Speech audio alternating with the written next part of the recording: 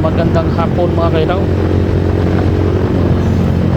Binabaybay natin to C5 road. Kakaliwa tayo mga kailaw.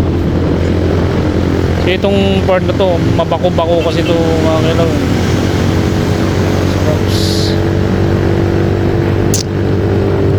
Bako-bako talaga tong ano na to, overpass na ito mga kailaw. Uy, overtake si Pops. Overtakean ko siya doon kanina pero hindi siya nakatiis. Overtake talaga. So okay lang, hindi naman ako nakikipagkarera sa iyo Pops. Kaya mauna ka kung gusto mong mauna, diba? Tayo chill ride lang tayo.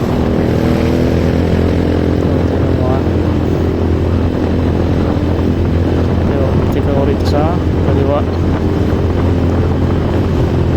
So hindi talaga yun magpapauna mga kailaw.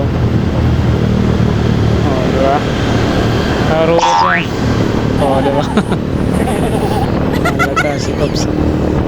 Okay lang, mauna ka na dyan Pops. Ayaw ko makipaghabulan sa'yo. Ride safe.